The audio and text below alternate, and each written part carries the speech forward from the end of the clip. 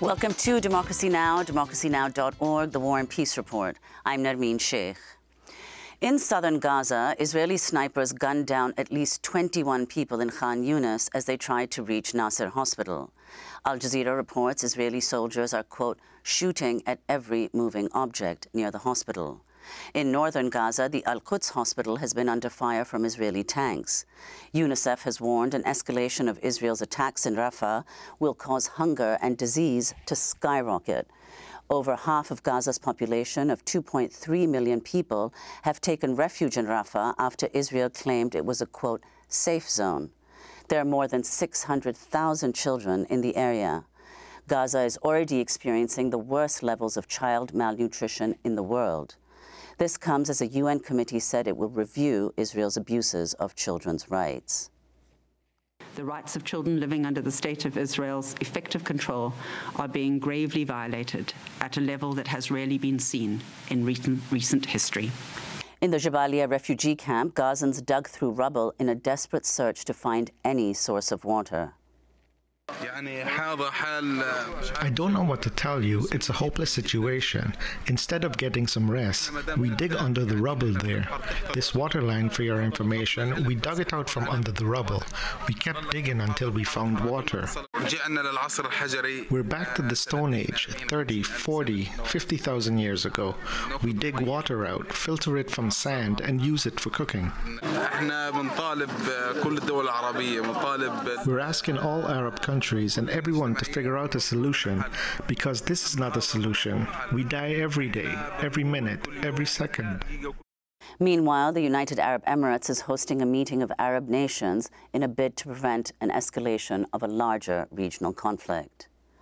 The family of two Palestinian-American brothers say the pair, their Canadian father, and 3 other relatives have been detained after an Israeli raid on their home in Gaza. The brothers, Borak and Hashim al-Agha, are aged 18 and 20. National Security spokesperson John Kirby says the U.S. will talk to Israel about the detention of the brothers, as well as Samahir Ismail, a Palestinian-American woman from Louisiana, who was forcibly taken by Israeli soldiers in the occupied West Bank earlier this week. Meanwhile, in the United States, Texas police say the Sunday stabbing in Austin of 23-year-old Palestinian-American Zakaria Dwar was a hate crime. The Senate voted to advance a $95 billion military funding package for Ukraine, Israel, and Taiwan. The measure was stripped of border provisions after Republicans rejected an earlier bill that included an immigration crackdown that they themselves had demanded. Senators will now consider sending an additional $60 billion to Ukraine and $14 billion to Israel.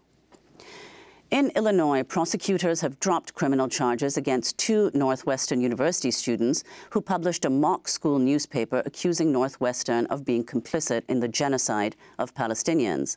The reversal comes after the parent company of the Daily Northwestern faced condemnation and the threats to boycott the paper. In labor news, the AFL-CIO has joined other unions in calling for a ceasefire in Gaza. The AFL-CIO is the largest federation of labor unions in the U.S., representing some 12.5 million people. The special counsel investigating Joe Biden's handling of classified documents after his vice presidency has declined to charge Biden, despite finding the president, quote, willfully retained and disclosed classified materials. In his report, special counsel Robert Hur said a jury would be sympathetic to Biden and would view him as a, quote, well-meaning elderly man with a poor memory. Hur made several other references to Biden's memory, which he called significantly limited. Biden later responded to questions about Hur's comments. My memory is fine. My memory, take a look at what I've done since I become president. None of you thought I could pass any of the things I got passed. How'd that happen? You know, I guess I just forgot what was going on.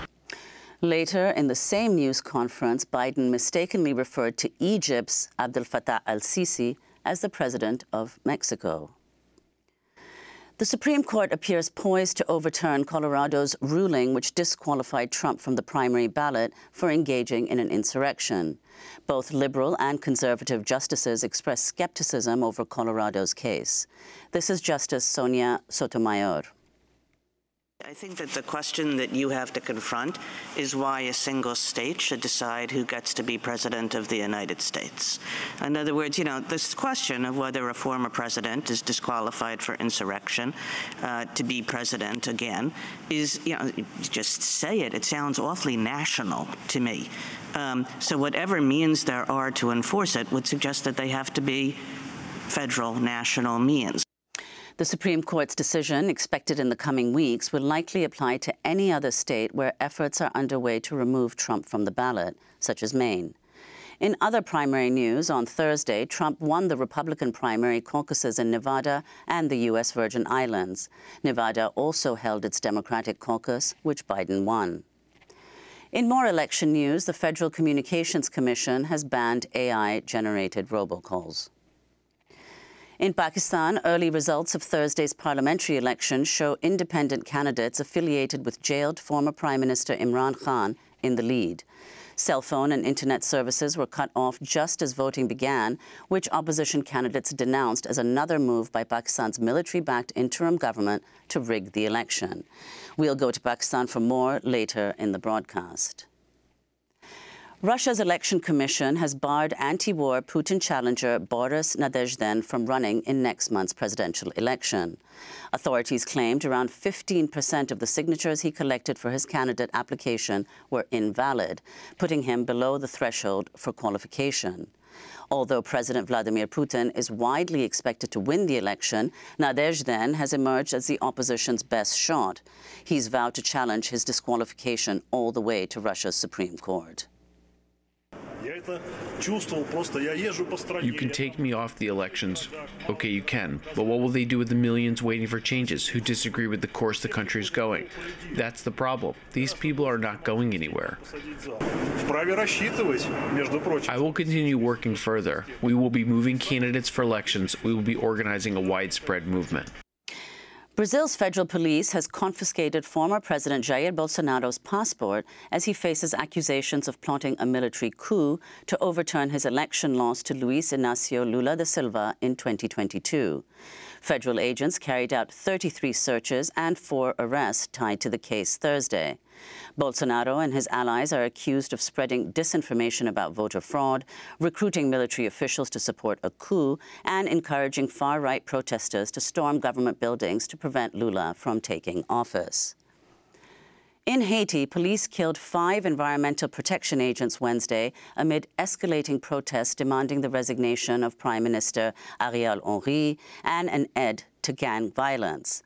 Haitian police claimed the environmental agents opened fire first. Clashes were also reported throughout the capital, Port-au-Prince, with police firing tear gas and live bullets at protesters. We have no set course. We are on the streets until we succeed in uprooting these gangs at the head of state. U.S.-backed Prime Minister Henry became the de facto ruler following the assassination of Haitian President Jovenel Moise in 2021. According to a 2022 agreement, Henry was supposed to hold elections and hand over power to the winner this week. But the elections were not held as planned, as Henry claimed he would schedule them only after the country's security situation improves. The UN is appealing for over $4 billion in aid for Sudan, which is facing some of the world's worst internal displacement and hunger crises after months of fighting between the Sudanese army and the paramilitary rapid support forces. This is UN Aid Chief Martin Griffiths. There is a certain kind of obscenity about the humanitarian world, which is the competition of suffering. A competition between places. I have more suffering than you, so I need to get more attention, so I need to get more money. But I don't think there's anywhere quite so tragic in the world today as Sudan. The World Food Programme warned last week Sudanese people are dying of starvation as the conflict has cut off many people from accessing aid. This comes as 13 Sudanese asylum seekers died after their boat capsized off Tunisia's coast Wednesday. 27 other passengers were missing as of Thursday. The International Organization for Migration found more than 3,000 people drowned in the Mediterranean Sea while attempting to cross to Europe in 2023. And in related news, a Greek court has acquitted 16 humanitarian workers who helped rescue refugees in the Mediterranean in 2015 and 2016. They'd been accused of espionage and other charges in what has been condemned as the criminalization of humanitarian work.